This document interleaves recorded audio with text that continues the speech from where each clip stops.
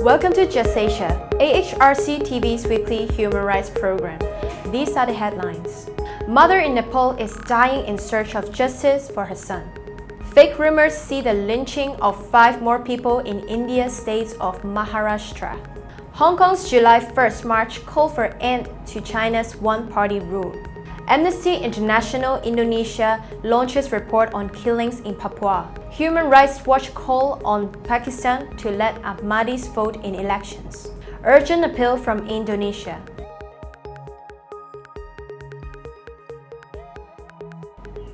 Welcome to AHRC TV's Just Asia. I'm Alexandra. This week, Just Asia begins with Nepal, where a mother is dying in the search for justice.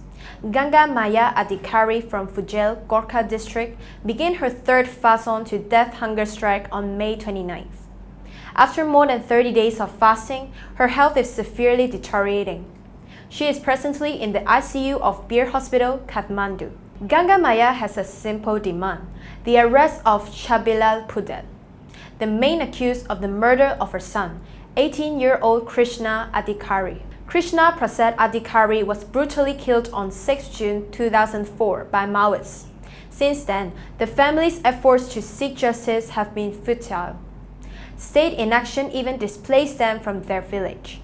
No political party has taken up this case either. Finally, Krishna's parents decided to take extreme measures and begin a hunger strike in January 2013. Krishna's father, Nanda, died on his 333th day of fast in September 2014. Nepal has national and international obligations to conduct a prompt, fair, and effective investigation into the murder case of Krishna Adhikari. If Ganga dies in the custody of the state, the government will be individually liable.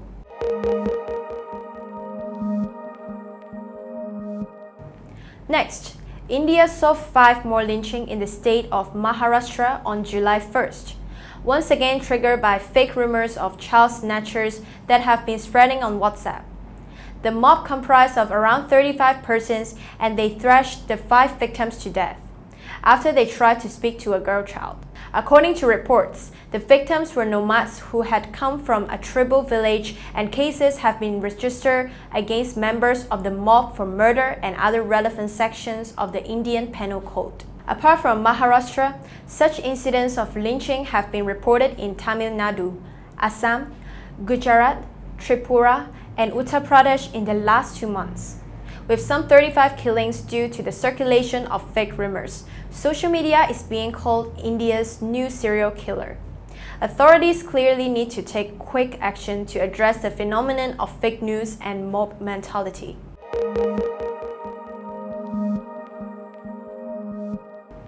In Hong Kong, thousands of residents marched on Sunday, July 1st, to observe the 21st anniversary of the territory's return to China from Britain.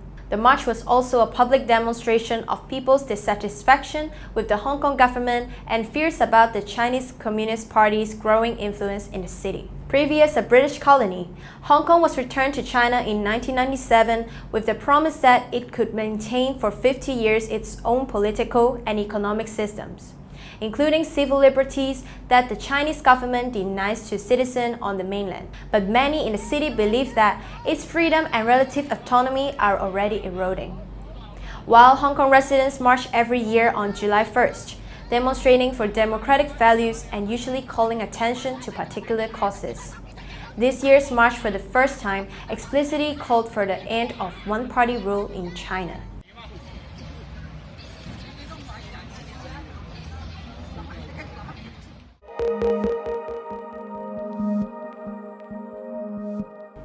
Indonesia's National Office of Amnesty International has just launched a report on unlawful killings committed by the Indonesian security forces in Papua. Amnesty's report documents unlawful killings in Papua between 2010 and 2018.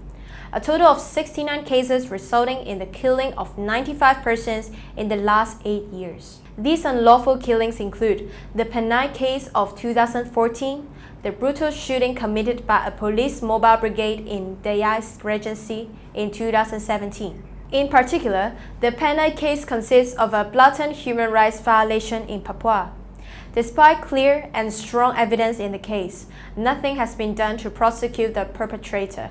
In response to Amnesty's report, President Widodo's Chief of Staff, Mr. Muldoko, stated that the unlawful killing cases occurred in the last 10 years, and therefore the report is not directly pointing at the current government. In addition, Mr. Muldoko claimed that President Widodo's government had issued amnesty for Papuan political prisoners.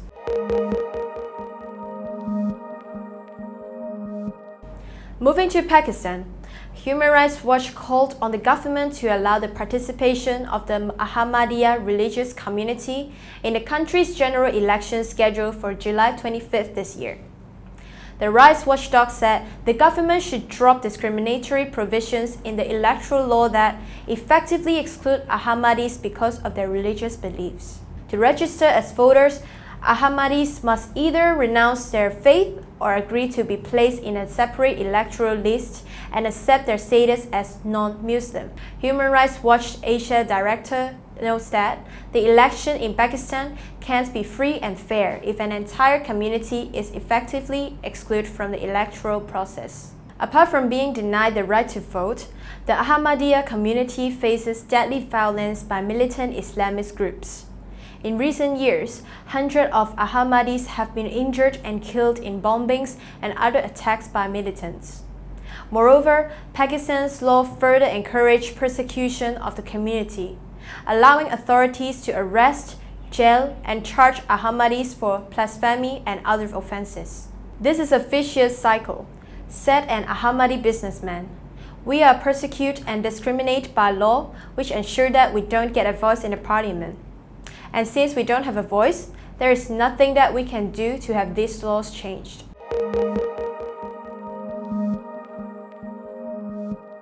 Finally, the Urgent Appeals Weekly features one urgent appeal from Indonesia. An intolerant mob attacked and forcibly evicted Ahmadiyya homes in Lombok Timur. The police and the local government failed to ensure protection for the Ahmadiyya. Up until present, there is no clear law enforcement committed by the law enforcement agency against the offenders.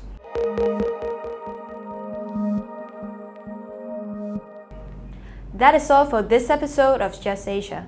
For more on this and other issues, please visit www.humanrights.asia or www.alrc.asia/justasia. Thank you for watching and see you next week.